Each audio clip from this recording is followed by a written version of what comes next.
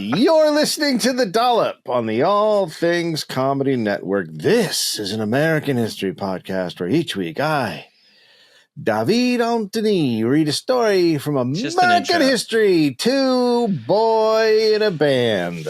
Gareth Reynolds, who has no idea what the topic is going to be about. Boy in a band?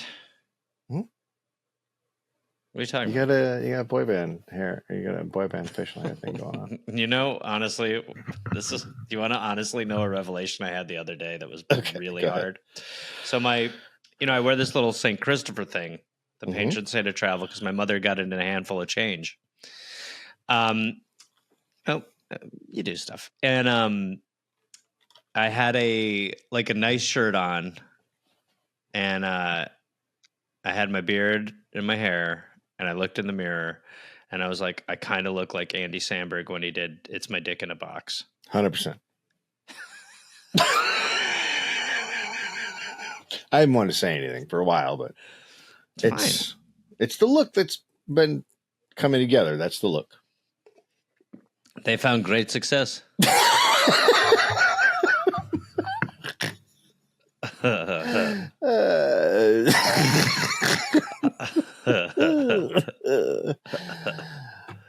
Gareth, if people want to find us ad-free and find videos that we do, videos of every podcast, and we also do these things called chops, like topical stuff and other stuff included. We got a whole series of like The Office, but in a van, right? Like the Van life television show The Office, van life. A lot so we got of a bunch content. Of stuff over there on and Patreon. by the way, we are 500 away from 10,000. And don't let the people, Dave, think that we're lying to them when we say we're going to watch some Steven Seagal movies together.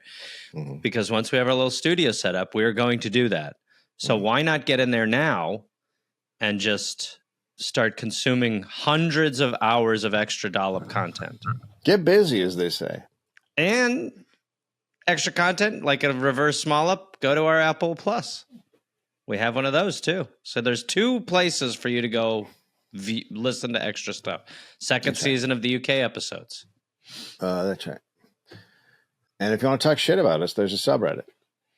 How often are you in there, and how toxic is it in there? I never go in there. I'm not in it's there. It's got to be pretty positive. Often. I was in there a lot this week because I was doing research and I had to be on Reddit a lot for it. But no, I'm not in there that much, actually. But when I am, Is it mostly positive or mostly negative? It's not like the homeless cats. No, it's not terrible. When I started it, I would block anybody who was negative, and then that's when I left and stopped modding. The guys who took over. Oh, you used to be a mod. Yeah, I used to be able to block people, and so I just said anybody who's like a dick or mean or says anything bad about us or negative about the show, just get rid of them because you don't need those people around. Like.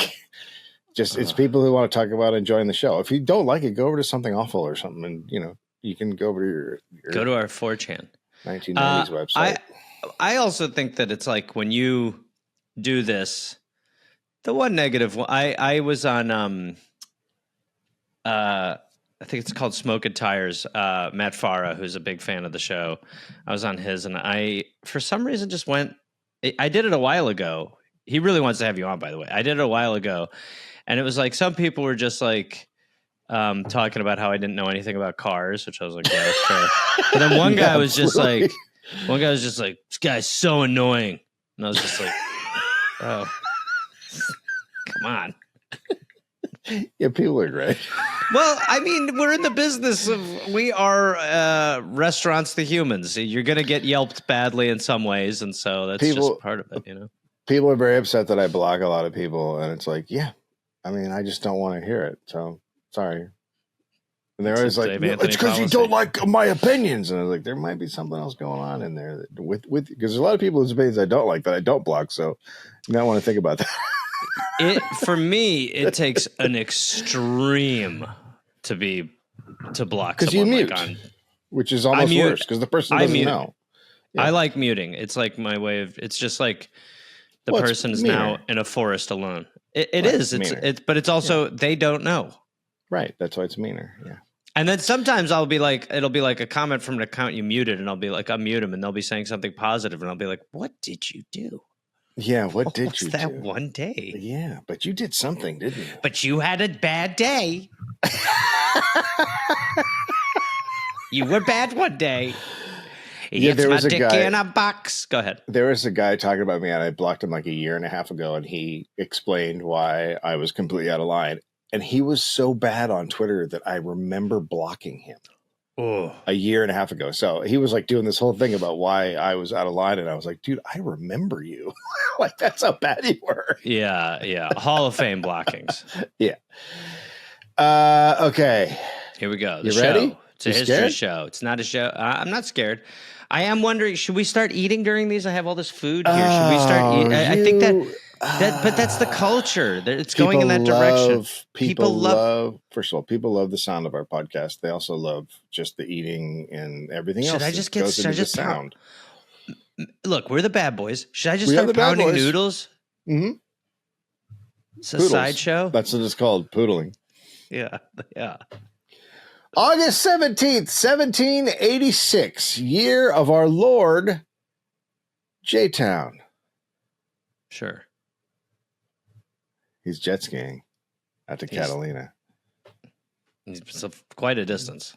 David Crockett was born into a very going with one of the bigs. This is great because shocker, spoiler, know nothing except for the song. And I think you referenced him on one where like he was like the Top Gun explorer or, whatever.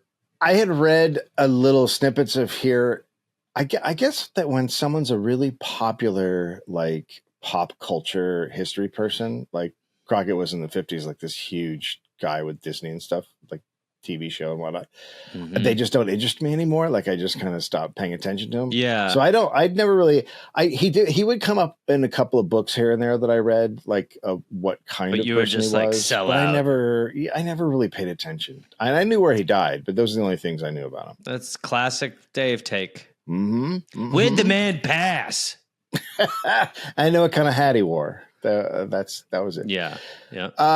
Okay, David Crockett was born into a very poor family in what is now Greene County, Tennessee, a bit east of Knoxville. Okay. This was the state of Franklin, which was not legally a state.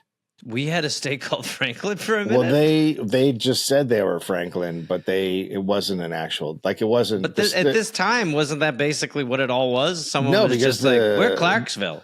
No, the government had to say, okay, you're a territory and then a state. We are the state of Marshmallow. But there's been like the state of Jefferson. There's been different, and we're Bath. I think they want to make a state of Jefferson in Northern California. I think that's what they're trying to do. Whatever. It's just people are just. But weird. Franklin after the president? Yeah, I think so. Or maybe the cartoon. Interesting. The area was frequently in conflict. They declared independence from North Carolina in 1784, but were completely unorganized. It was later absorbed into Tennessee, and then there was a mad scramble for land between speculators and squatters. Okay, sure. So rich guys and poor guys, basically. Yep. Yeah. The classic battle. And then there's also who's going to win that one? I hope the rich guys do. Awesome. There were endless fights between the Cherokee and treaty violators, if you can imagine that happening. Tree violators? Treaty. Okay. Also tree. Tree too. The first governor of Tennessee Territory was William Blount, who the Cherokee called Dirt Captain. That's pretty good. Now, I'm just going to say, I heard it. Is that Luke's nickname? Yes. I didn't look up why they called him Dirt Captain because I loved it so much. I didn't want it to be spoiled. You wanted it to remain purely anything you wanted it to be. Anything it could be. Your fantasy. I mean, it's probably because of land takeover and I'm sure it like was. That, yeah, something terrible. Pillaging. It was definitely terrible, whatever it was. From 1787 to 1811, David's formative years, the government kept sending in troops to remove squatters. Okay. So this made everyone in the area hostile to D.C. Sure. David's dad, John, had fought in the D.C. American Davy Crockett. Right. What did I say, D.C.? Mm-hmm. Whoops. What were you David's. supposed to say? I had the initial in here, and I didn't realize I did that. Okay. No, DC being the city named after Davy Crockett. Good. But how is this episode? It's District of Columbia. It's terrible. District of Columbia. Yes. Dirt Captain. David's dad, John, had fought in the American Revolution. There's a lot of Can I just real quick national treasure this? It's a little too many DCs going on here for my liking. His mom was Rebecca Hawkins. When David was 7, they bought a small log tavern on the road between Knoxville and Abingdon, Virginia. Sure. So to get the road drinkers. Drinkers on the road. Party boys. Everyone. Anyone nearby. So back then, obviously, kids had to work. What do they drink back then? Beaver piss? It's just ale. It's mostly flat beaver ale. Piss. Yeah, they would ferment it till it was alcohol. That's why they killed most of the beavers, was to get the piss. No problem. No problem there. Got to kill a cow to get milk from it, like the expression goes. That's not an expression. At 12, David was sent to be an indentured servant for a mean Virginian on a 400-mile cattle drive. That's cool. Yeah. 12. I just imagine this. I wonder if he then had to come back alone, or if they brought him back. Bringing him back's weird. Yeah. He's really in a bad place now. Larry's here. Huh? He's hiding. Sure. I would. He's hiding from Maple. So there's a lot going on here with dogs. Yeah. An older kid, upon returning, he goes back to school, right? Yep. And an older kid immediately started bullying him. So after 4 days, David hid behind a bush and waited, and then, quote, set upon him like a wildcat.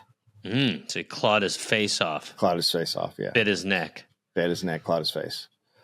So David was then scared that the schoolmaster should I be worried that the dog is eating something? No. Dogs like to eat things off couches. Yeah, that's fine too. And for those of you listening, not seeing the video, it wasn't like a little something. It was like a quarter of a Cliff Bar. It was like a substantial amount of food for a dog. Yes, it was. I guarantee it was not food. I guarantee it was something else that just went into that dog. Look, the appearance of food as far as the chewing and the swallowing went. Now we watch. That's what's great about dogs. Okay, let's wait. Can watermelon rind affect your dog badly? Can your dog eat 12 hot dogs? Let's find out. God. Okay. So he's scared after he beats up the kid. Sure. Wildcats him, that the schoolmaster is going to be really pissed and whip him. So he plays hooky from school. Okay. And then his dad finds out, and now he's scared his dad's going to beat him. So he runs away. Okay. Wow. And then he lives for a couple of years on the road, just working on jobs. There you go. There's his escalation. He ran away. He ran away. He's gone. And he at this point is how old? When he left when he was probably 13. Yeah, 13. Okay, so he's now 13. He's worked for a year as an indentured servant. He beat a kid, and now he's just working because he's like, my dad's gonna be mad. Yeah, what would you do? I could see myself going that way. Yeah. So he comes back when he's 15, and he's like grown up at that point, and they don't even recognize him, right? It's called puberty. You're going to hit it at some point. Can't wait. So he gets a job on a farm to help pay off his father's debts. And there was some sort of thing where this is bad. Yeah, it's not a good life so far, right? No. Yeah. Welcome home, boy. Now you got to work off money that I owe. So he falls for and courts a really good-looking local woman. She's since passed. She actually did pass on him because she's already engaged. Oh, so she said no, but she still has passed. Yeah. Everyone in this story, just let me jump in. Hold on, Dave. Let me just tell the audience a little something. Everyone you're going to hear in this story is no longer with us. So don't get too attached. Okay, go ahead. Davy Crockett is still with us. Is that right? Yep. Well, I mean, he started in the show in the 50s. Sure. Which was just like 10 years ago. 1950s. Davy, you're dropping a lot of lines. I'm not an actor. Update. The neighbor's dog is barking, so everyone here is on high alert. Okay. Larry's cool. It's a good thing Larry ate a Cliff Bar. Larry's now looking out the window. So he now, one of the reasons he thinks she didn't want anything to do with him, I mean, besides already being engaged, was that he didn't really have an education. So he's like, I need an education. So he jumps into schooling like full on, just constant schooling, hardcore for 6 months. And then he starts courting another woman. I'm reading. Will sex be possible? Would you like me to read this to you? Do you like Robert Frost? May I go down on you? So, her name was Polly Finley, and she goes for it. She likes this rough and tumble fella. Yeah, and they get he's married. Like, mind if I put on your beaver hat? They get married on August 14th, 1806, and then they move to a tiny rented farm. May I lick your pelt? I don't think that's appropriate. How about a little bit of a fur trade? Can I finish the ceremony? The vows are terrible. So I would like to not. How long until I can go down to the fur area? Again, we just want to get the rings on the fingers and get to the I'll love you forever part. A lot of there's a ring I'd like on my tongue. A lot of the stuff you're doing now during the ceremony is not needed, and maybe we can save it for later. I think when I'm done with you, you're going to go, beaver, damn. Okay. Will you until death do you part or whatever? Just whoever pelted felt it. Say yes and put the ring on the finger because she's crying. That's not the only spot that's going to be wet when Davy's done with her. Okay. I've done a lot of Davy Crockett. Let me do it. Let me go. I've done a lot of weddings. I think I invented pre-cum. This is the worst one I've ever officiated. By far. Well, she's crying. She's gone. She left. I'm bi. So. Nope. I'm not? No, I'm saying no. Okay. There we go. Let me have a smoke on that pipe you got between your legs. It's really upsetting how many of those you came up with. So they pretty quickly fail at farming. They're just not good at it. Sure. And then they decide to head west. Get that water away from that soil, you fool. They say head west, settle on the Elk River near the Alabama border. And now they have 2 sons after a little bit. And David starts making some money. Okay. He's a better hunter than a farmer. Mostly he shoots deer and bear. They would eat the meat and sell the skins. Any rabbits or anything like that? No, I've got to go big. Bear. Go big. How do you guys like your bear? At a barbecue? How's everyone like their burgers? My cousin eats bear all the time. That's insane. Although the other like a little while ago, he was like, I'm taking my buddy bear hunting. And I was like, well, don't do that. And he goes, there's so many. He works for the Fish and Game, whatever. Yeah. So he's like, there are too many bear right now. And so he would go up there to kill the bear, and then he called me up after a week and a half. He goes, yeah, we didn't actually shoot a bear. I was like, good. You know what I love? This is what I love. I love the there's too many of them argument. Mm-hmm. That to me is my favorite. We have put malls in every spot humanly possible. Mm-hmm. If you're talking about an invasive species, look no further than the one in the mirror. And I always hear people be like, look, listen, you got to go get it. There's too many deer. It's like, yeah, that's nature. Can I just say you sound like a crybaby? It's just amazing to me when people, and it's like, it works. You go, there are a lot of deer this year. Go kill them. It's like, you should see the plane I was on yesterday. Like, that's what there's too many of. There's not, until we like call this, there's not too many of anything. Oh man, we really got to take care of these bears. It's weird. It's weird that this show started. We started talking about Davy Crockett, and now you're talking about thinning out the people. Hunting man.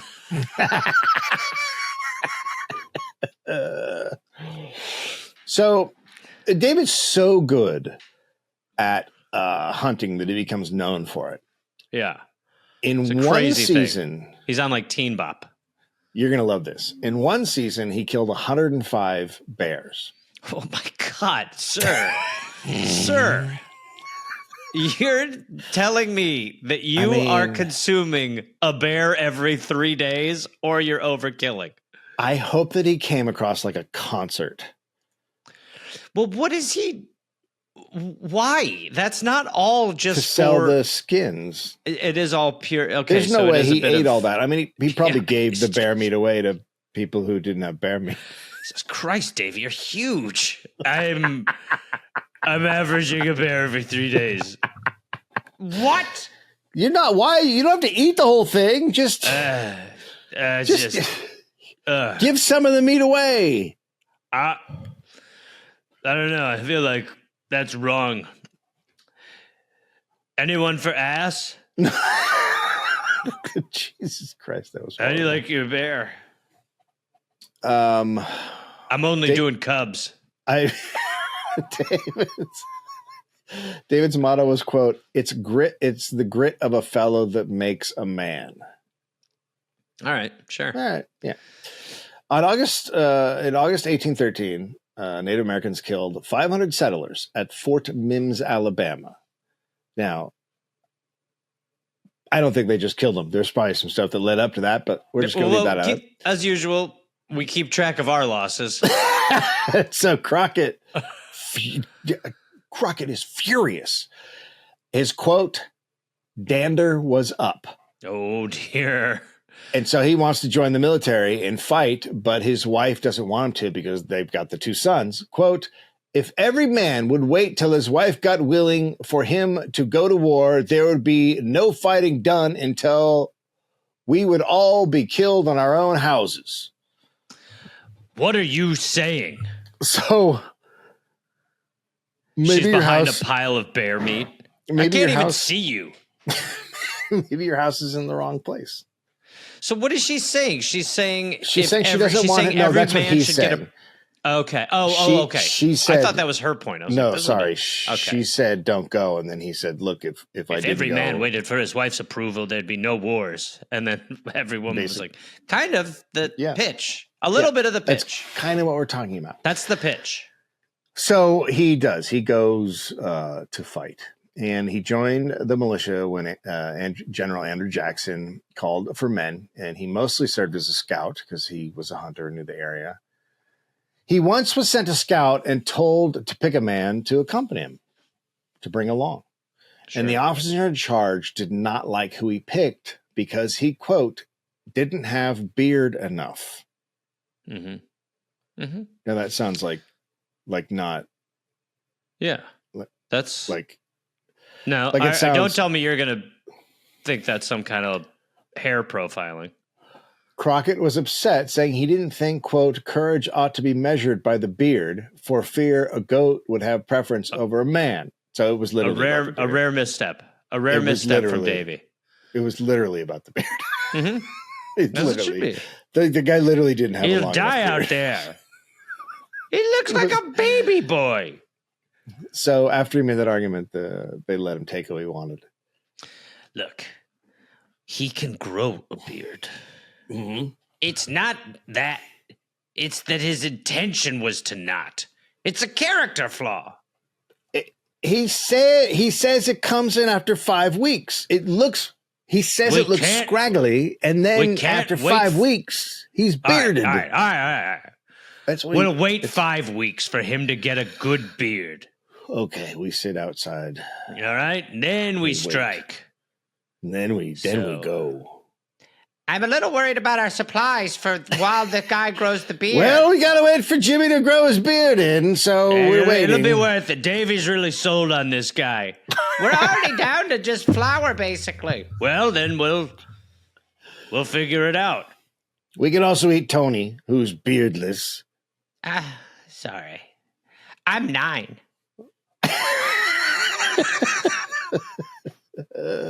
Tony's the worst.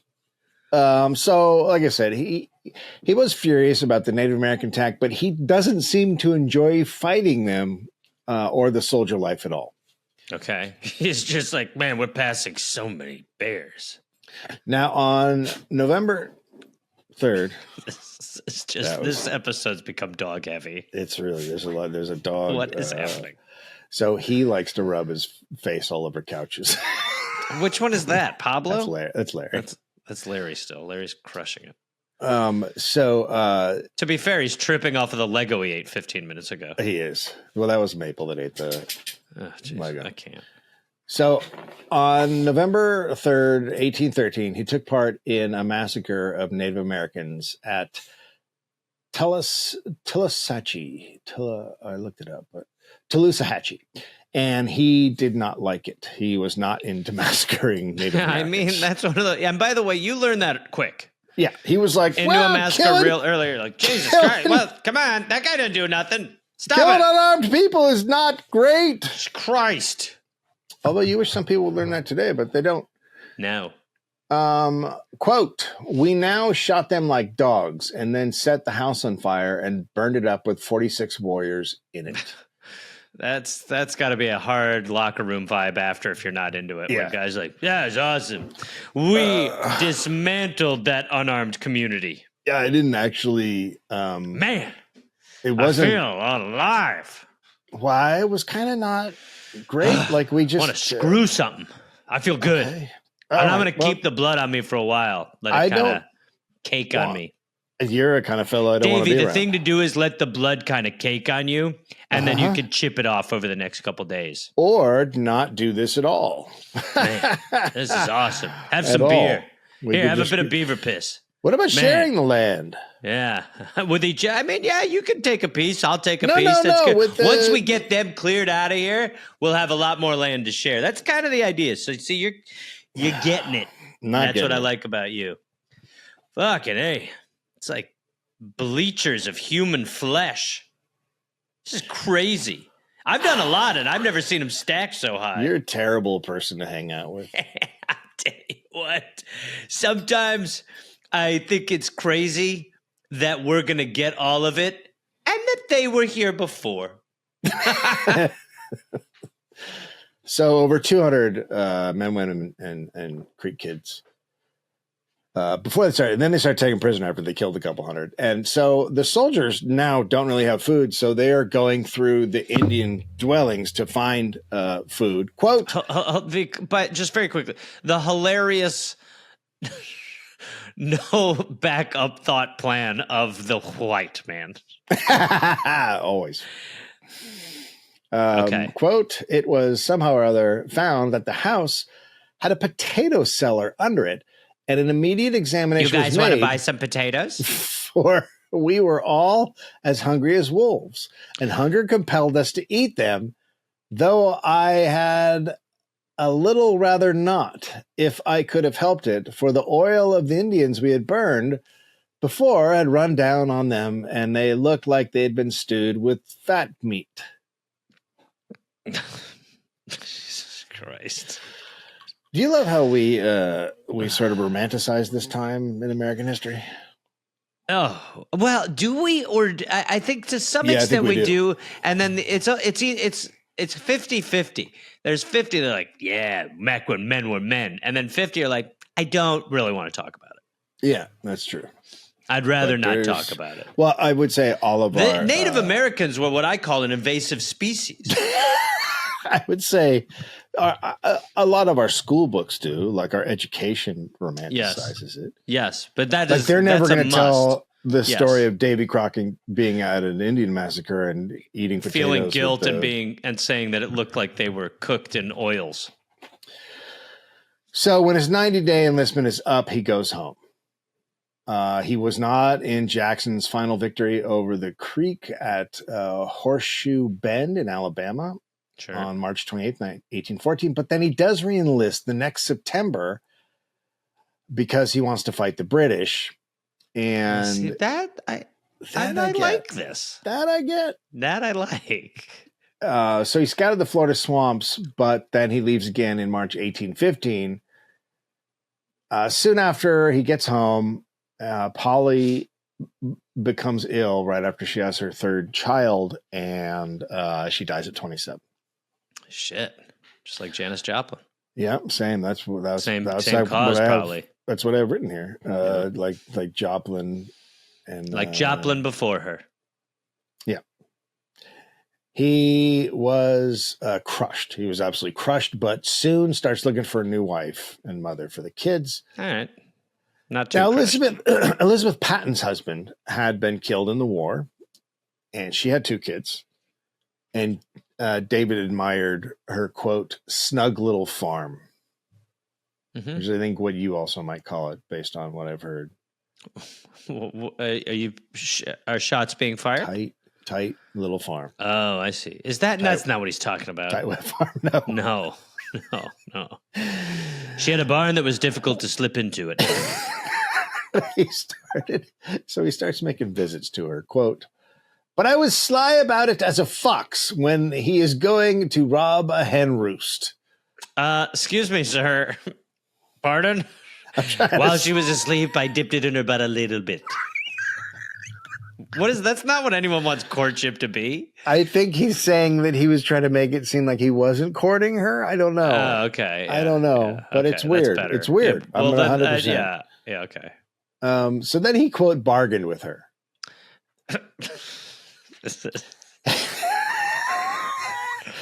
I get the butthole 3 days a week. Dudes are... Just be nice to her. Just be nice to her. But I think this is a time when it was like you're out. I mean, this is a dangerous area, right? Sure. So you're out in that area. And if you're going to be away hunting, you do need someone to take care of the kids. And she's lost a husband. So I literally think it was like a business arrangement, kind of like, let's bring us together. And you're looking for a man. I need a woman to watch my stuff while I go kill. That's right. I like you. You can't do anything else because you're a woman. You're a woman. You're pretty much, you're walled off in here, really. So they get married in May 1816. And then they moved to Lawrence County, Tennessee. And there Davy was picked to be a local magistrate in what was pretty much a lawless area. Sure. Quote, if anyone was charged with marking his neighbor's hogs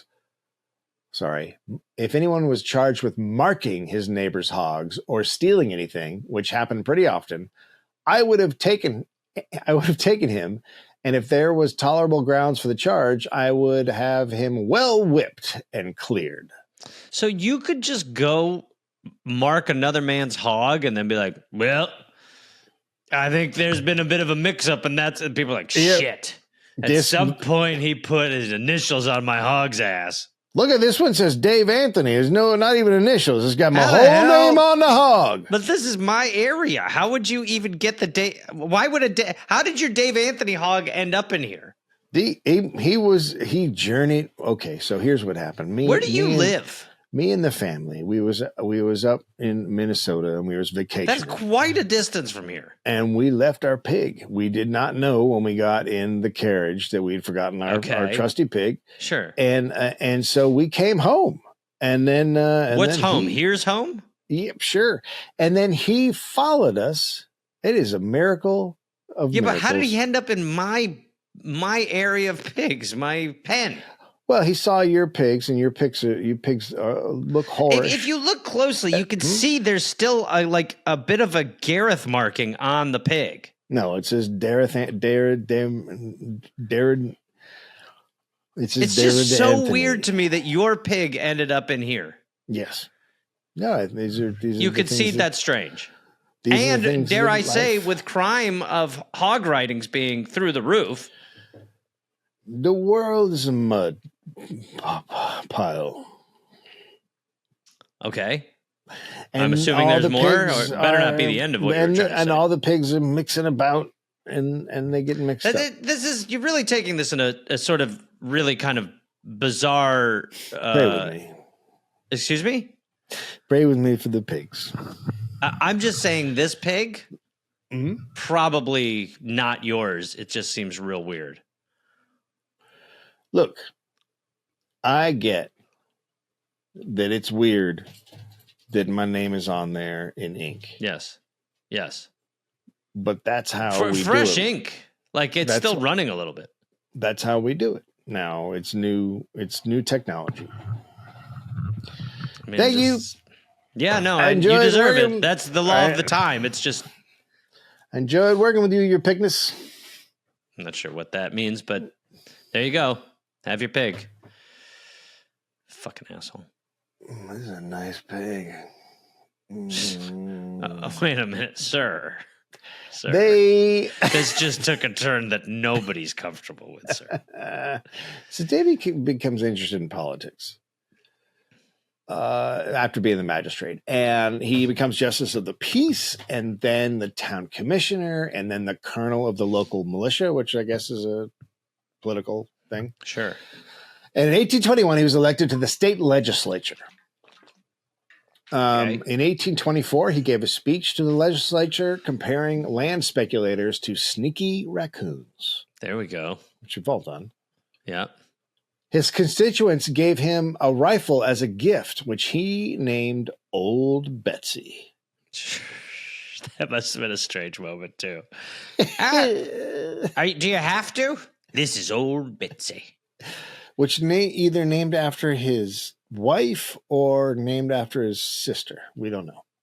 Both. Yeah, there it is. He lost his seat in 1825 and then briefly got into barrel manufacturing. Of course. He'd make the sides, the slats that you then tie together. Well, that's the main part. And the plan was to make them and then take them downriver and sell them in New Orleans. I'm the guy who makes the copper wrappings. Oh, hi. Hi. Okay. All right. Yeah, no, I don't know. There's probably not much here. So they put all the... I'm the guy who makes the circular tops. You need me for this, too. No. Yeah. I mean, it's fine. Otherwise, your stuff's going to fall out. I make the cork. Oh, you guys, I'm not going to get the fuck out of here now before Cork Guy gets here. Cork Guy's the worst. I worked real hard on a bunch of corks yesterday. Okay, bye, Cork Guy. I got corks. I got corks. No. I got quirks and corks. That's what I'm all about. I got a cork. And if you want a sandwich, well, have a little pork. I got corks and porks. Okay, thanks, buddy. Come on, don't be dorks. Thanks for stopping by. Hey, do you guys need someone to put something in that hole in the barrel? No. Hole in the barrel, put it in a cork. Hole in the barrel, if you're in New York. Hole in the barrel, I got a cork. Come on. You're terrible at cork rhyming. You know how a baby gets to earth through the stork. Yeah, cork, cork, cork. Cork, cork, cork, cork, cork. Cork, cork, cork. You're the worst. Cork, cork, cork. You are the worst singer we've ever had on this podcast. What? I demand a recount. Gareth, being with big wireless providers, what you see is never what you get. Nope. Between the store and the first month's bill, the price you thought you were going to pay got through the roof. Yep. But with Mint Mobile, you're never going to have to worry about those kind of gotchas. When Mint Mobile says it's going to be $15 a month when you purchase a 3-month plan, that's exactly what they mean. Yep. I've been using Mint Mobile, and it's like you think it's cheap, so it's not going to be as good. It's fine. It's great. That is the like thing. It works. It's the same. It's what you want. It works. The same. It is the same. It's like it's just way cheaper. Yes. That's the only difference. And you get to work with Ryan Reynolds. And you get to work with Ryan Reynolds. I've worked with a bunch before, but yeah. Yeah. So it's great. It's great that it's that cheap and that it works, and it's a great solution for people. You don't have to do the crazy high priced plans that you see all over the place. Just $15 a month. So to get this new customer offer and your 3-month premium wireless plan for just $15 a month, go to mintmobile.com/dollop. That's mintmobile.com/dollop and cut your wireless bill to $15 a month at mintmobile.com/dollop. $45 upfront payment required, the equivalent of $15 a month. New customers on first 3-month plan only. Speed slower above 40 gigabytes on unlimited plan. Additional taxes, fees, and restrictions apply. See Mint Mobile for details. Yeah. Details. Gareth, we are also brought to you by Squarespace. I'm talking about the Dollop podcast. Dave, don't even. It is an all-in-one website platform for you to succeed and stand out online. Yes. It doesn't matter if you're just starting out, managing a new brand or whatever. Squarespace makes it easy. You can create a beautiful. They legitimize you. Website. They're kingmakers. You can engage with the audience. You can sell products. I got engaged to the audience last episode. They said yes. Absolutely not what we're talking about. Well. We, of course, have all of our websites with Squarespace. Your website, my website. My website, our website, our source's website. If there's another, but didn't hear that. If there's another website we use, it will be through Squarespace. Yeah. And we're going to always Squarespace it. We're tethered together. We're just get back to the kind of like conjoined twins. No, I don't think they would sign off on that. There's a lot of stuff that you sort of say about them that I think they've flagged. I think they love it. Look, you can sell content on Squarespace right on your site. You got a paywall to sell memberships, or you can sell courses, or you can sell files to your customer, downloads and PDFs and ebooks, anything you want. You can have a video collection. You can upload your video. You can organize your library, showcase your content on great the templates are beautiful, so you can really do a nice job with the video library. And look, you can have client invoicing. You can manage your clients and your invoices, vetting leads, to receiving a payment.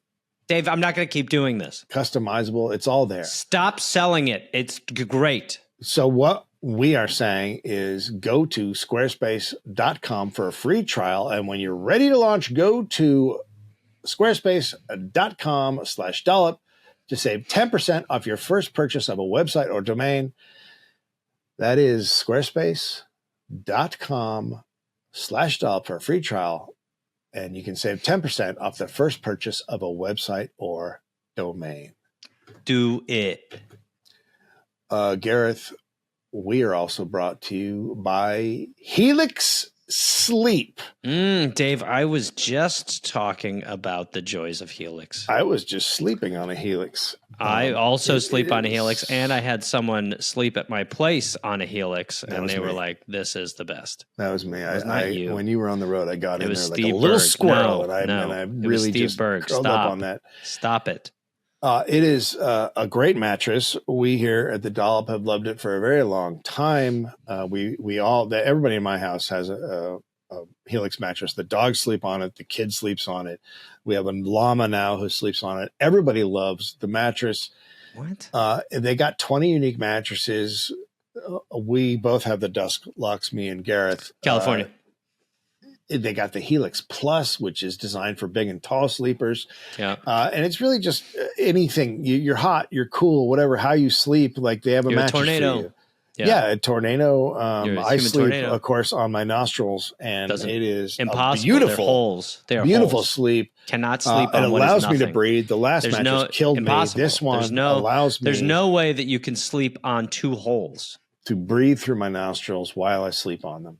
So go to the Helix site, take the sleep quiz. In 2 minutes, you get to figure out which mattress is best for you, and then bam, it comes to your house. It comes in a box. Yep. You open it up. Yep. It comes out screaming. It runs around the house. The screaming is something they are working on, but it does come out sounding like it's just like you opened a portal to another dimension. It is right. Loud screaming. It's like a demon. However, once it unfurls, yes, you're right there. Could not be easier.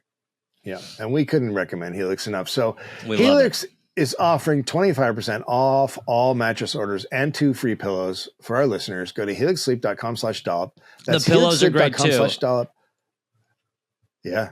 Sorry, I'm not trying to crowbar it in. But I thought you were going to say something else. No. This is their best offer yet, and it's not going to last long. With Helix, better sleep starts now. That's helixsleep.com/dollop. I know what you thought I was going to say. This is what I was going to say. Helix, great offers. Hey, don't sleep on them. And we're not talking about the beds and pillows. So I don't know what they're called, skates or something, but they take all the slats down river on a flatboat. But they're almost impossible to steer, the flatboats. So they run into this bunch of driftwood in the water, and then the boat capsizes. And David is below deck. And so another ship that was nearby, or I don't know what I don't even call it a ship, another boat, have to pull him out through a little window to save his life. He almost died. Wow. But that was the end of the barrel business. This seems like such an easy thing to they float, but okay. Yeah, that's true. Yeah. But anyway, he's done with barreling. Sure. And then he decides to run for Congress, which is what natural transition. Sure. Elizabeth took care of the farm while he was hunting or campaigning. He's very honest. And he has a very good sense of humor. People really like him. Very common. He has a lot of common sense. Sure. Perfect for backwoods politics type Sure. guy. He big defender of squatters' rights, and that makes him very popular. His campaign events usually started with a barbecue and ended with a dance. Yeah, perfect. That's perfect. At this time, candidates are expected to buy everyone drinks at their events. Awesome. But seriously? Bring it back. Yeah, I'm fine with it. It's so much better than the version now where the big donors do all the fucking spending.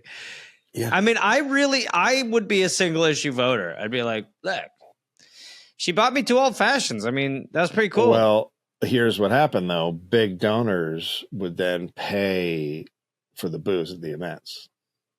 Listen, I'm not going to lie. I don't need all this backtracking. If I'm getting like a night of old fashions, let's go.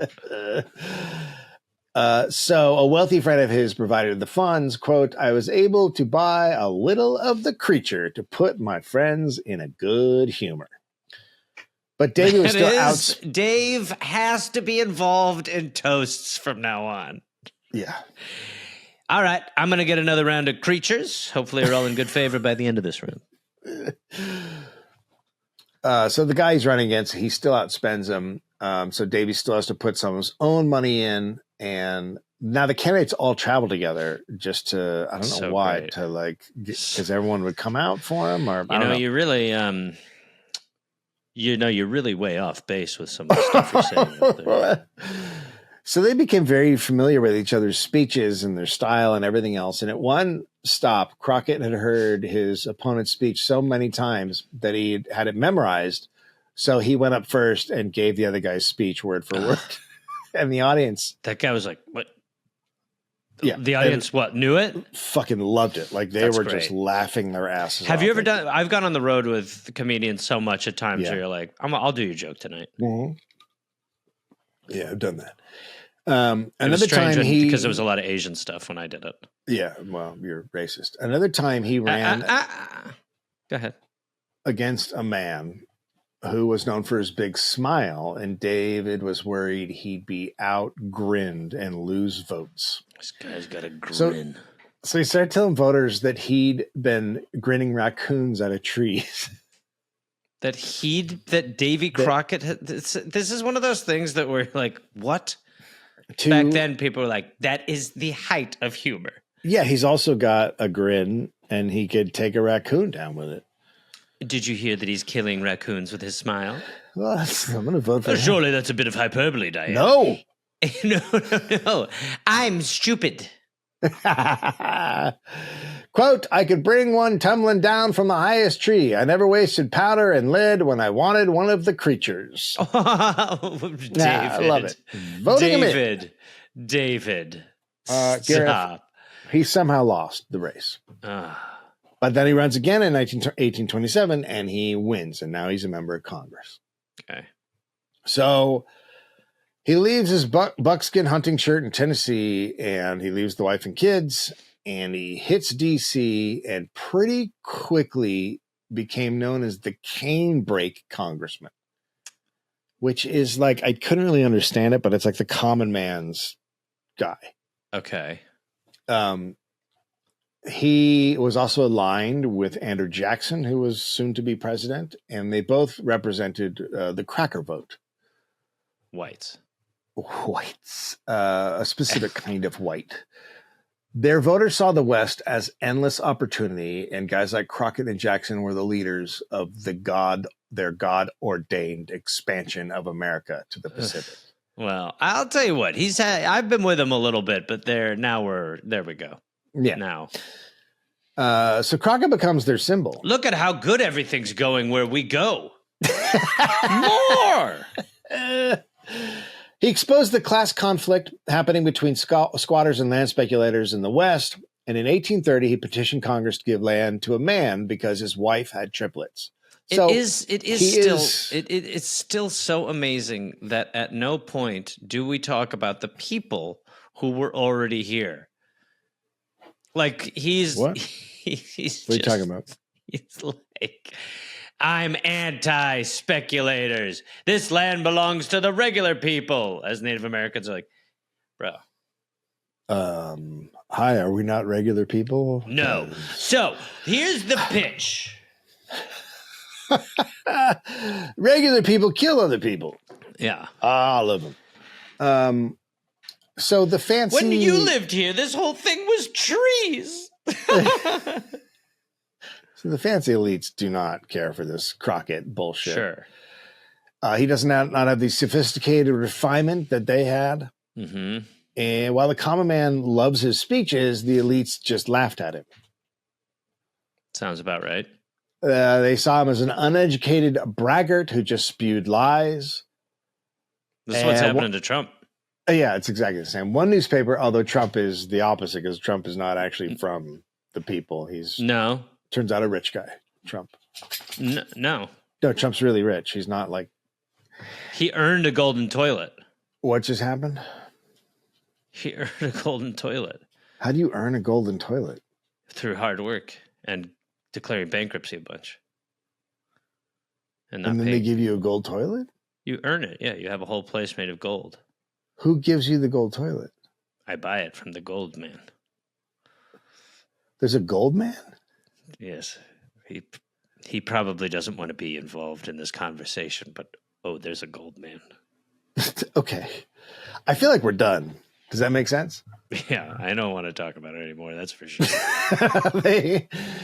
One newspaper said Crockett's stories and sayings made him a dancing bear, quote, dressed up in a coat and breeches, performing a vulgar sideshow. What? I mean, I like that. Now I'm in. Like, a vulgar if you're bear. trying to get me off, if Crockett, you took me to a vulgar bear show, dude, how do we not have vulgar bear shows today? Shit. So we taught this bear to only say swears. He's the swear bear. He only says swears and he'll take his dick out at the end. A cock. Look at that. Alex de Tocqueville met Crockett in Dave. 1831 and was horrified. Quote, he has no education, can read with difficulty, has no property, no fixed address, but passes his life hunting, selling his game to live and dwelling continuously in the woods. So this is why he was relatable. That guy's like, what? Do right. you even know your zip code, hick? Yeah, this is very City Mouse Country Mouse. Yeah. It didn't matter that they didn't like him. The people liked him. So Davy becomes a celebrity. A paper called him, quote, an object of universal notoriety, and basically said everyone who came to D.C. should get a look at him. So he gets reelected in 1831. No. I'm just here to stare. All right. Well, here you go. Hi. It's really like they are talking about like an animal in a zoo. Like you have to look, you have to see this look thing. At him. Watch him scat. So a play called Lion of the West debuts in New York. And the lead character was a blustering but level-headed colonel Davy Crockett named Nimrod Wildfire. Oh my God. I just got a big stack of bears and I don't know what to do with it. Everyone knew that it was based on Crockett, but they didn't say that. Some real shit talking. He didn't like it. No shit. But then he started to like it because everyone started to love Nimrod Wildfire as an American hero. Nimrod Wildfire is awesome. Yeah, but someone should name their kid that now. Yeah, it might be you. Nimrod was like an extreme version of David Crockett. Sure. Who then began to imitate Nimrod. Wait, what do you mean? Davy eventually was like, I like some of the Nimrod policies in this play. Nimrod becomes so popular that Davy adopts. And it's an extreme, crazy version of Crockett. So Crockett then starts adopting becoming Nimrod. Yes. It's a public persona, right? Like sure, he's a politician. And this is branding. It's a thing. It's a hook. Yeah. It's branding. A hook. So Nimrod was the one who wore a coonskin cap. Oh, shit. And so David starts wearing a coonskin cap. This is such a weird, I mean, this is like, social media does this in many ways, like influencer culture and all that, but it's very strange to be like, Davey, are you wearing a coonskin cap? Well, yeah, just, like Nimrod? Well, I was wearing it before the whole Nimrod. I mean, I don't remember who wore it first. I can't even remember that necessarily. It's really, I mean, I do wonder what it was like the first time you put it on. Everyone's like, are you fucking serious? What are you doing? Now, and remember, all the elites looked down on him, so they must have just been like, "Oh my god, look at this fucking idiot! He's actually but then they were like, this marketing. I mean, truly, that has outlasted any of those people. Anything, yeah. And also, like, I bet you anything. Nimrod was written for the elites to laugh at, but then everyone just loved it. Yes, yes. Yeah, that they were like, it's like when Obama roasted Trump at the Correspondents' Dinner. It is. It was like, in retrospect, poopsie poopsie. Have a good laugh, did you? Yucked it up, have ya? So the coonskin cap becomes his brand. Now, there's no portraits or written descriptions of David Crockett wearing the coonskin cap before 1835. Sure. The play also made him sort of an American. What if it was just a toupee? Davy's a little self-conscious about losing his hair. Or it was the actor's choice because he didn't want to wear. Right. He didn't want to be bald on. Actor's like, well, Davy's got a nice head of hair, so I'll just wear this. So the play also turns him into being sort of an American Hercules. There's now tales going around of him swimming in the Mississippi, steering an alligator up Niagara Falls, straddling a streak of lightning. So he's like James becoming Bond. Like this mythical, crazy. Yeah. One story told of him climbing mountains to ring the tail of Halley's Comet. It's just. I don't think that's actually.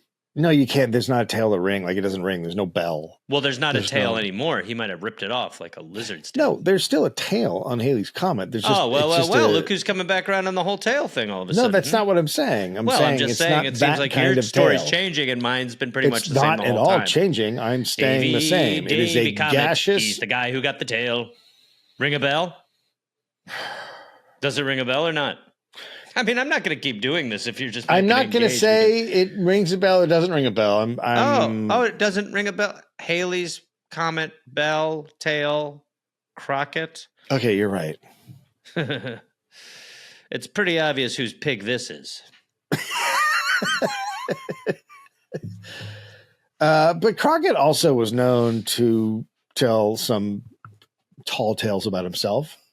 Well, this is because it's like eventually he gets known because of the Nimrod stuff. Then the tales get big, and then people are asking you, and you're like, may as well.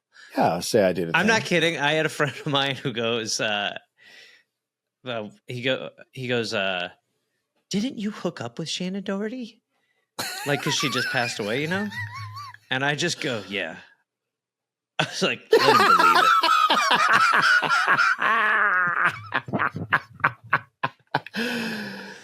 Oh, that's great. So He once called himself, quote, the savagest critter you ever did see. He said he could run like a fox, swim like an eel, and yell like an Indian. I love the pride of the Indian. Like, you mean those people you're exterminating? That's right. I got a real Indian yell. You should hear him yell when they're getting killed. Oh my God, truly. He's like, boy, they really are screamers when their land is burned around them. He also said he could wade the Mississippi with a steamboat on his back and, quote, whip his weight. This is the best. Whip his weight in wildcats. First of all, I'm going to say no fucking way. Walk me through what he's saying. He's like, people are like, should we adopt the metric system? What do you think? He's like, how about the wildcats? Hey, honey, how many wildcats to make this pie? How many wildcats of flour? Well, I don't think any. Well, that's just not going to work for this new system of weights. Oh God! Wouldn't it be so American if we had done that and then just stuck with it till today? Talons. Like we're still just like we do stuff in talons. I'm making a loaf of bread. How many talons of yeast? And I believe it's a 3-taloner. Crockett believed and said he could beat up any representative in the House. That's awesome. And he spoke what was called cracker. A dictionary credited him with creating the phrase ringtail roarer to ascribe a violent man. People wrote books about him. By the way, that's not a brag. I've never heard that before. It hasn't stuck around. Have you heard ringtail that roarer? Before? Ringtail roarer? All the time. Yeah, it's a common. I'm going to start doing that just about expressions that don't exist. You know? Well, I got a brick man Hatfoot. I came up with that. Yeah, it makes no sense. So yeah, just putting it out there. That's you may have come up with it, but it doesn't mean anything. So I'm the guy who came up with sewer dodging. That is also not something that what is that? Sewer dodging, where you avoid sewage. I'm the guy who came up with that. Before I labeled it, people were either just doing it without talking about it, or they didn't know you didn't want sewage on you. So I'm the guy who came up with sewer dodger. People didn't know they didn't want sewage on them? Mm-hmm. They were okay with having sewage on them. Somewhere, yeah. Until I coined it. Also, I'm the guy who coined. Before that, people didn't know what it was when you came up with an expression. They just said you came up with it. But I'm the guy who came up with coining I coined coining. Did you know that? No. Yeah. No. Go ahead. No, I was just going to say I don't care also. Yeah, well, I mean, that can, I'm just telling you that before me, nobody knew to coin what you were doing when you came up with something. I said, it's a lot like currency. And people said, not really. I said, coined that. Okay. I mean, this isn't really my wheelhouse, so I don't really want to discuss. You absolute bastard. You absolute bastard. You son of an absolute bastard. So people wrote books about Crockett that he had not approved, which had crazy made-up stories. The book Sketches and Eccentricities of Colonel David Crockett of West Tennessee became a bestseller, which Crockett did not like. He did not enjoy this. He thought it distorted his own life story. In 1837, so now he's trying to put out his own stories to counter the fake stories. So in 1837, the first drawing of Crockett in a fur cap was on the cover of Davy Crockett's Almanac, 1837. Now this is interesting because he publishes this, but he hated being called Davy. If you can imagine a guy who hated being called the name Davy, he hated being called when his name's David. If you can imagine something similar to that, that was what Davy was like. But he then, I think, has taken on the branding of Nimrod Wildfire so much that now he's using the name that he hates. I'm trying to get my lesson from this a little bit. It was better for him to accept that name. Just give in. In many ways, I'll tell you from experience, in many ways you have no choice. The cap still had the raccoon head attached. Oh, well, that's a different vibe than what we've seen. That's a very different vibe. Jesus Hopefully Christ. it was like just guts. So it's like and Total blood. Recall? Yeah, it is very Total Recall. He was one of the first people in America Davey. to make it. Hello. Oh, you freak! Hello. You goddamn freak! Get the fuck out of here! Hello. He's one of the first people in America to make a living from his celebrity. He's like early Kardashian. Sure. After 2 years, the play is put on in DC, and he, went from hating it from the start to now having a front row box seat. And the lead actor came out and bowed to Crockett, and then Crockett stood up and bowed back, and the crowd went bug fuck. Bug fuck. They lost their fucking minds. Oh my God. I guarantee you everyone said they were there that night. Right. Talking about all over fucking town. Yeah, right. Crockett was now called the Lion of the West. Because he makes up a lot of shit. He was now crafting his image. He posed for artist John Gadsby Chapman, but before he asked Chapman to portray him rallying dogs during a bear hunt. He bought. I know that it's just going to be you and I for the session. Obviously, you'll be painting. Okay, great. I was thinking about you. If you could do me a favor and just kind of peck me up a little bit and build my chest a little bit. I'm getting a little older, so just kind of build that up. Okay. Just kind of add a little muscle. Yeah, I mean, we can make you look more vibrant and maybe 1,000 dogs. I'm sorry. Behind me. So I was thinking in a chair inside. Sure, I could be. Maybe I could be on a chair being carried by the hounds. I like that. That could be good. Like I'm their commander and I'm leader of the hound army, and I guess put me a little further back so that you can see the bears scared. Why don't I put you on a dragon? Would that be good? Yes, that would be good. Flying across the sky in a dragon who's breathing not in fire. A dragon, on a dragon. I don't want to be. And your knockers will be out. Like you'll be topless and your titties will be out. Perfect. Yeah, that's great. So I like that idea. So let's say I'm on the dragon, breasts big and muscly, double D's, big boys, and then we got the 1,000 hounds behind me. You see the cowering army of the bears. And I've got the hat with the raccoon. Maybe it's still living. Little Guardians of the Galaxy energy. And mostly we'll just see the knockers, though.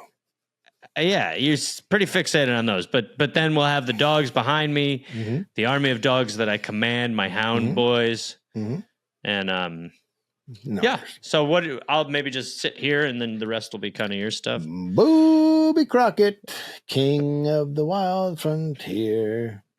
What's the wild frontier, you ask? Well, maybe it's an orgy.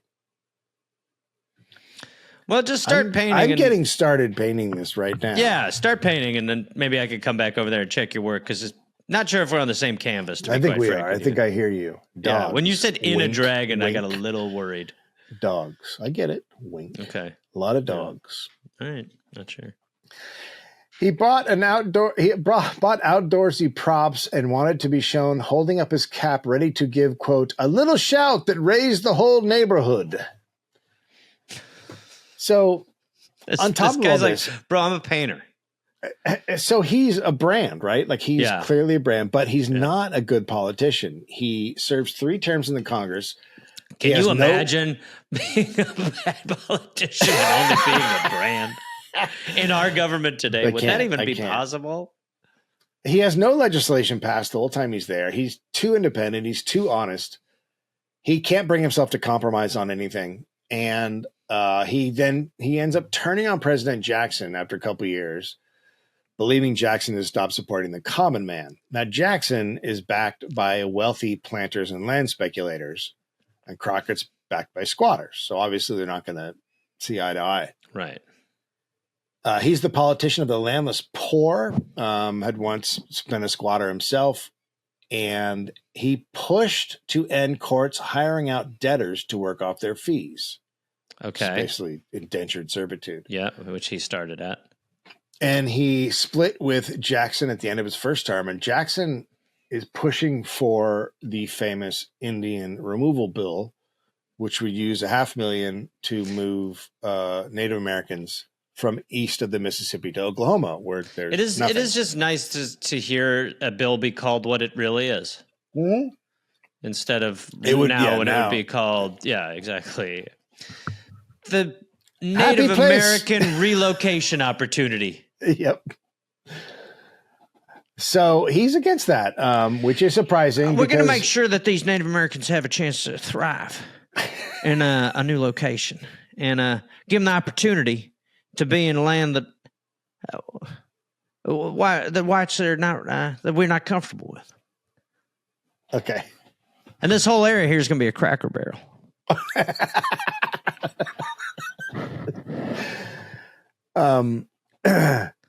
Now, obviously, that bill, that's one of the darkest things in American history. A lot of people died. The bill was popular with Crockett's constituents, but he can't bring himself to support it because he believes it's immoral to he's seeing beyond ethnicity. He's just seeing like, well, that's their land. Like he's such a squatter that he's like, no, that's their land. Right. Yes. But all of the white squatters are like, no, that's our land. They don't have a deed, you idiot. Yeah, but they don't know what that is. Yeah, they fucking fucked up, dude. So he thinks it's immoral. He votes against it. That costs him with his constituents. So he goes against Jackson more in his second term, and Jackson's allies respond by calling him unsavory and uneducated, if you can imagine. Crockett responded that he, quote, would not wear a collar around my neck and the name of Andrew Jackson on the collar. Just so you won't be his you dog. Have a raccoon with a head on your head. Just so you won't be his dog. The president and his crew then heavily back an opponent, and Crockett loses the election in 1831. And he just goes back and keeps building up his image. He releases an autobiography and then goes on a tour of big Eastern cities to sell the book, make some cash. It is still so similar to our government. It is. It's crazy. It's very similar. It's just like, now you're like, well, I'll just go move a book.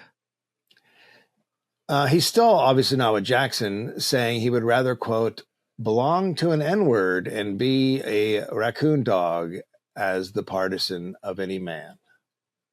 Well, you try to make a hero, and then they... it's just... There's a couple problems with him. Some questionable tweets.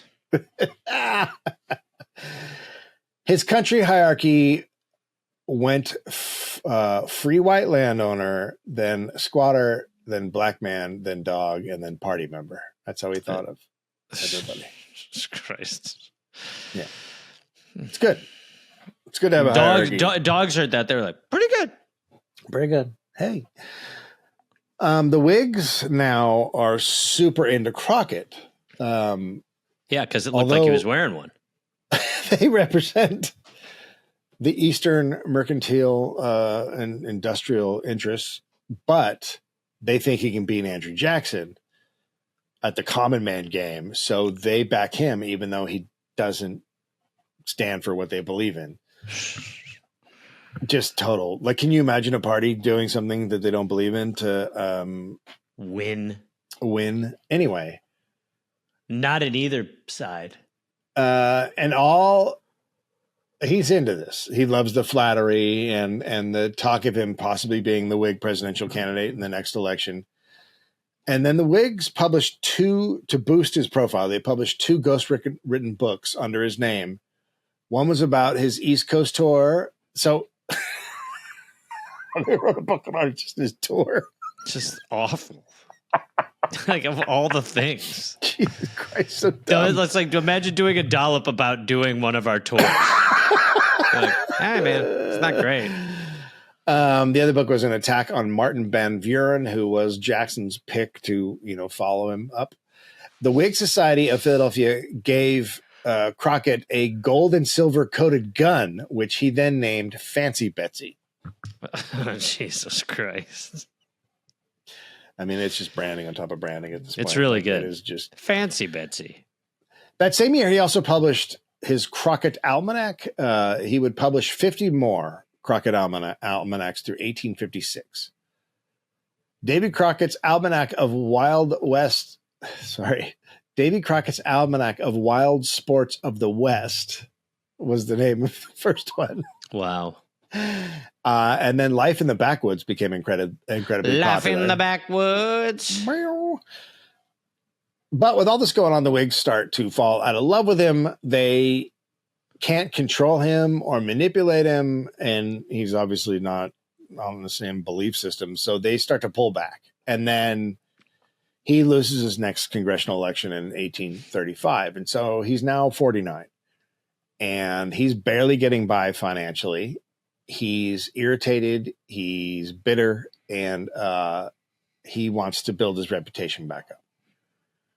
So there's too many, there's just a lot of stories about Texas. Settlers are not enjoying being under the Mexican government, and there's tons of free land to be had. And one of Crockett's big rivals in Congress was Sam Houston, who had now gone to Texas and was doing very well as a land speculation agent. So he's like, all right, I'm going to Texas. And he apparently said to Tennessee, quote, "You may all go to hell and I will go to Texas." Okay. I just told that state where to go, and Fuck no you, two ways state. about it. Goodbye, Tennessee, and the big chunk of land. So in November 1835, Crockett and three friends leave Tennessee and head for Texas. Now, a man We're who going saw to do them stand leaving, up in Austin. a man who saw them leaving said Crockett, quote, wore that same veritable coonskin cap and hunting shirt, bearing upon his shoulder his ever faithful rifle.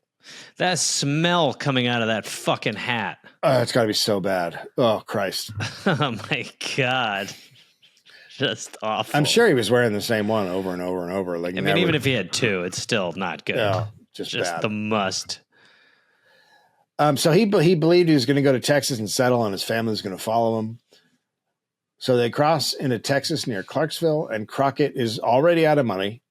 So he trades his engraved watch to a farmer for a cheaper watch and some cash. Now they reach Nacogdoches, Texas, and when they get there, the news makes it sound like war is imminent with the Mexicans. And Crockett was happy because that means a new government will be formed, and him being a big name, there'd be a pretty big chance to be a part of it, right? Wait, he's like, if the Mexicans come here and get this, then no, the other way around. If the Texans get freedom and right. Yes, right.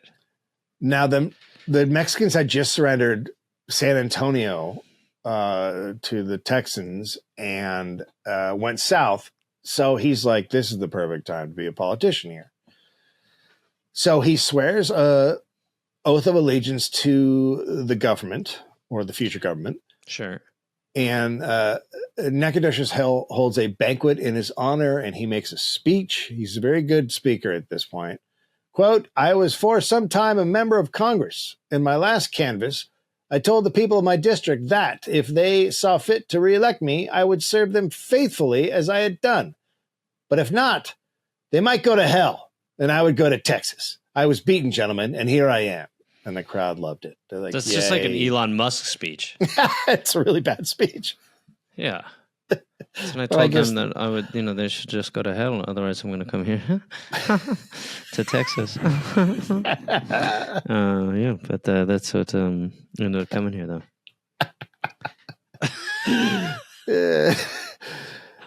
So the next month, he joins the Texas Army, and he heads for the Rio Grande with some volunteers. Now, he apparently doesn't think there's going to be any fighting. And he writes to his daughter saying he was sure he'd be elected to the group who would write a constitution for Texas. P.S. They're eating dogs. There was a guy who ate a cat inside the Rio Grande. Okay. Love Davy. Quote, I am rejoiced at my fate. I had rather be in my present situation than to be elected to a seat in Congress for life. I am in hopes of making a fortune yet for myself and family, bad as my prospect has been. PPS, someone ate a dog. So he says, so that's don't a worry. very, yes, also a very kind of myopic view of what is going on. He's very, it's very, it's very good. It's a little sad, honestly, to just be like, it's the comeback. Yeah, he's like, I'm gonna make my comeback by just being a colonist and taking over and getting rich. Good news. I have no morals. On February 3rd, 1836, he and the Tennessee Mounted Volunteers arrived at San Antonio. There's 150 men there at the fort, and they demand a speech, and he gave the usual common man stuff, and this makes him an instant leader at the San Antonio garrison. There's a couple other leaders, like knife fighter Colonel Jim Bowie of the Bowie knife.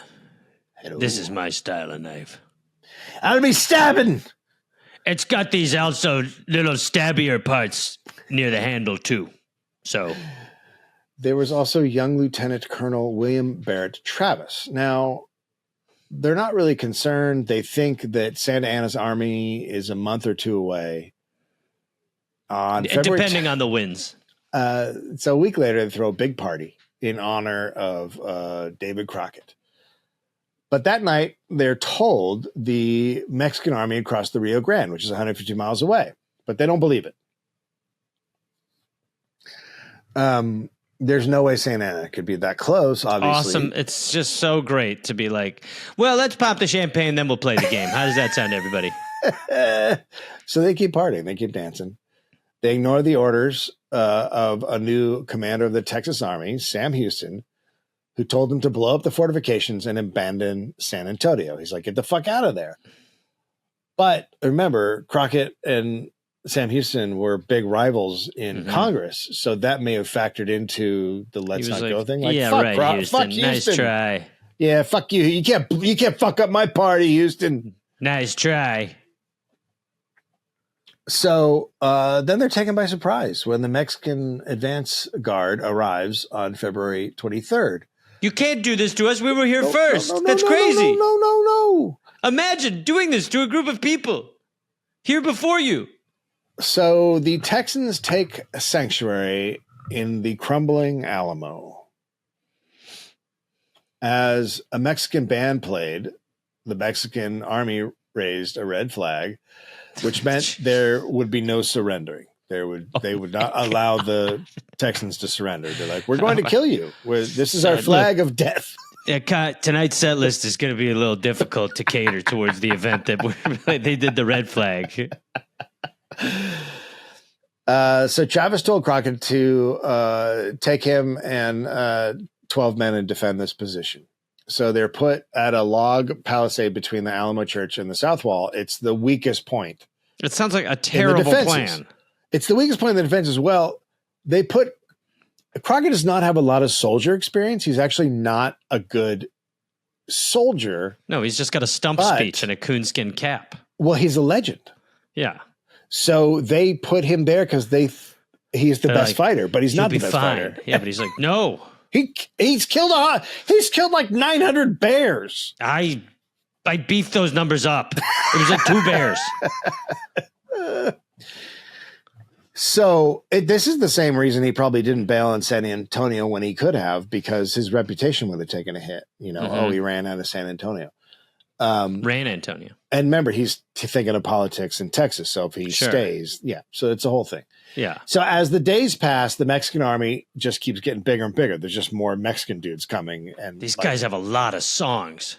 And the army is now 5,000. Quite a catalog. Oh my God. So what's the plan, Davy? I just die. Oh. the Texans appealed for help, and 32 men came from Gonzales to the Alamo on March 1st. Now, I don't know how that happened. Like, I guess the Mexicans just let them right in. Like, I don't get it. But some dudes got in, 32 more. So you're going to be fine. 200 against 5,000. Thank God you're here. Well, We were getting pretty die? nervous that this was going to be a lopsided loss. All right. Now, can you split into twos? No. Physically, are you able to sort of no. clone? No. Do you have around 6,000 good buddies that can be here quick? No, this is all my friends. All right. Well, I'll tell you what. Crazier things haven't happened. Now, the guys out there, they're just the crowd to watch, right? They're not who we're fighting. The giant crowd of men.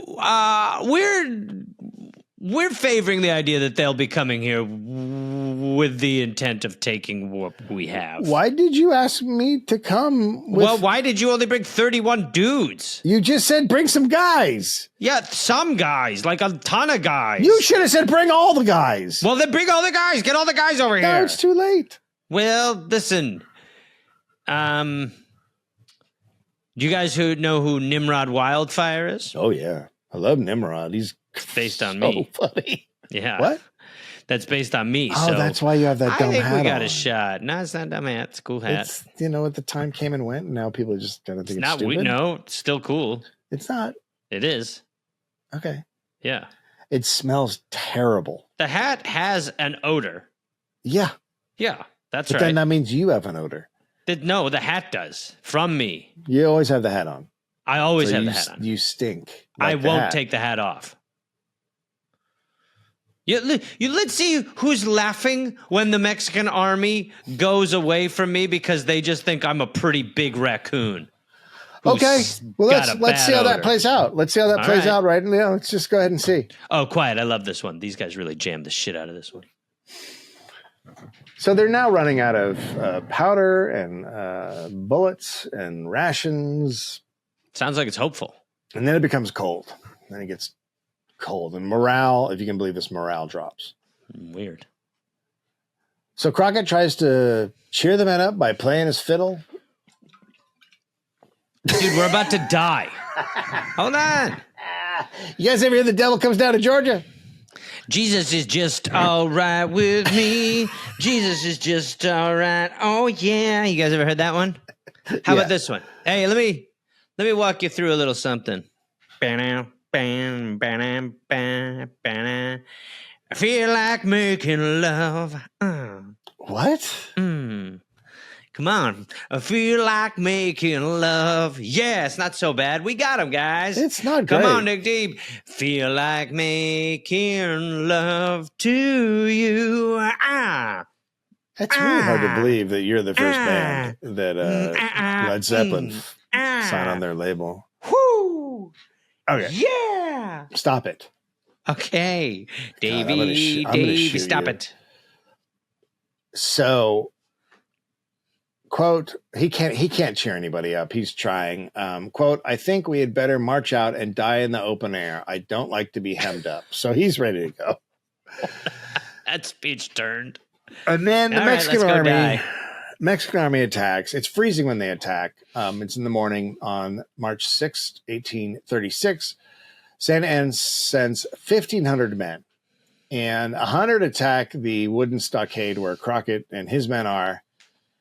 They beat him back a couple of times, but then the dudes just get in. The Mexican army just gets in. And the Texans had about 180 men, so the fight was over pretty quick. Sure. 180 against 1,500 is big. Yeah, It's a big difference. It's not great. If you don't know what numbers are, that's not great. Yeah, it's a lot of talents. So they didn't all die in the fight. Some men were found hiding under mattresses in the barracks. So that's me. If you're wondering. Well, this is probably before they checked under mattresses too. Yes. The general in charge halted the advance on a small group of men who were holding out and offered them clemency and got them to surrender. So he took those 7 men into the courtyard, and Crockett is in one of those two groups. Okay. He's either under the mattresses or he's one of the guys captured. And the guys who surrendered, everything we know about Crockett, he probably was not under the mattresses. Just, it doesn't seem like something he'd do. Probably one of the guys taken prisoner. But he's one of the men in the courtyard, as several witnesses reported. A lieutenant colonel to Santa Anna said Crockett tried to tell the general that he was a tourist who sought refuge in the Alamo when the Mexican army started coming. So that sounds more like him, right? A politician trying to talk his way out of something. I am not from here either. I come here just to take to study the land. Uh-huh. I'm very much like you guys. What's the accent? I'm not from anywhere near any Americans even. Okay, but what country are you from? I'm trying to land far away. I ride the big back of alligator to get here in the big ocean body of water. Oh shit, you're David Crockett. No, who did? I mean, not no, but what is that? Is that the type of what is it even? Look at your hat. You're full on this Crockett. Is a. No, I find this in a gift shop to take back to my nephew Buhanya. What fucking country are you from? Oh, you know where Europe locates?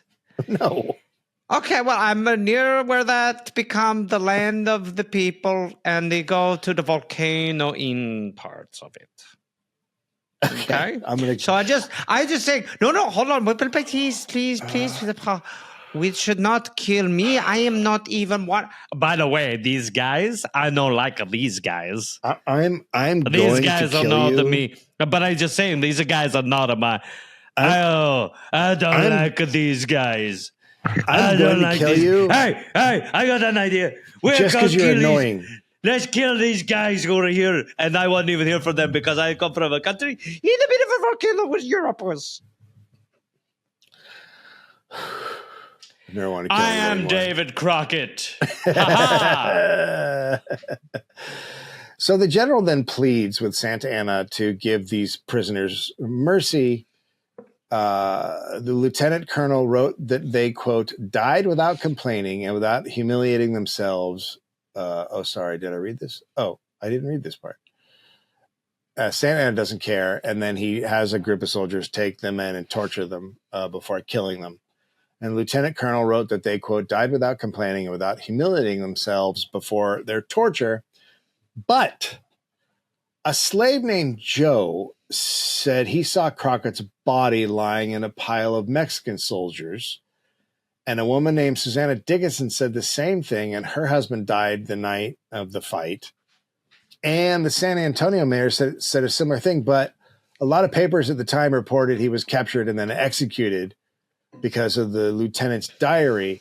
Some historians say the diary is a forgery because it was found later. Others say it's real, and recent forensics say that the diary is real. So what are we suggesting with that, though? Well, people are saying that he was killed during the fight, some of those people, but the diary says he wasn't. Right, gotcha. And so that's how Colonel David Crockett of Tennessee died. He, the embodiment of American democracy, and he dies at the hands of a despot. So his legend just grew. And in the 1950s, Disney aired a Davy Crockett TV show, which led to a coonskin hat craze.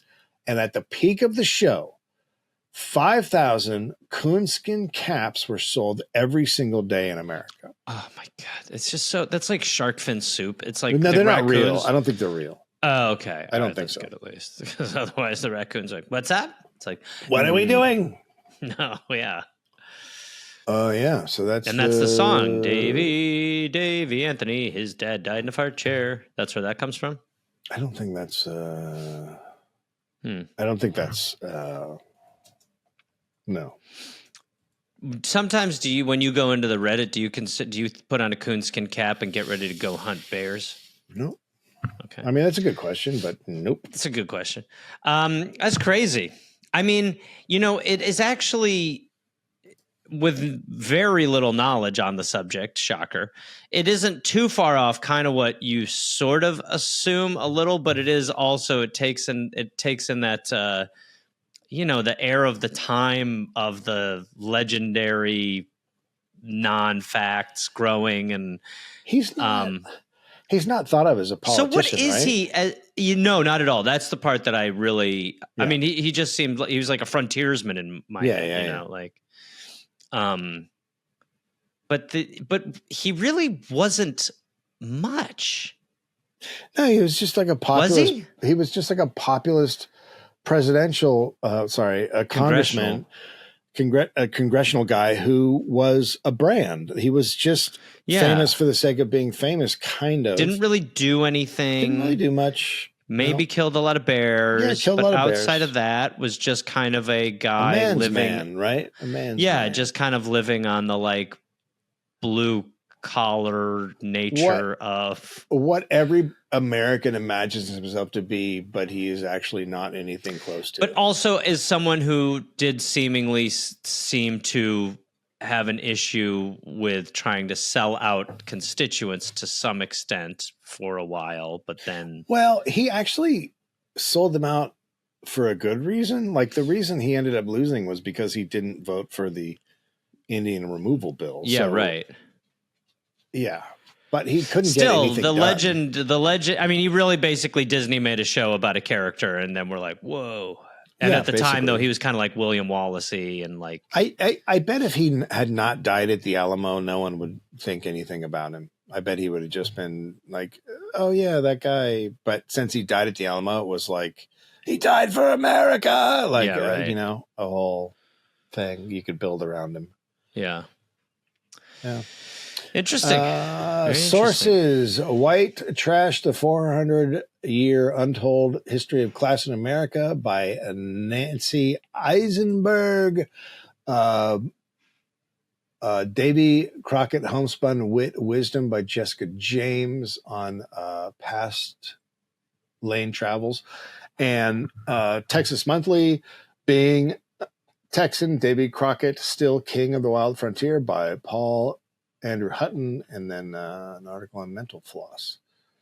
Yep. It's a wild little man right there. Wild little fella. And we appreciate him, don't we? Gareth? Is it Gareth? Not really. No, not really.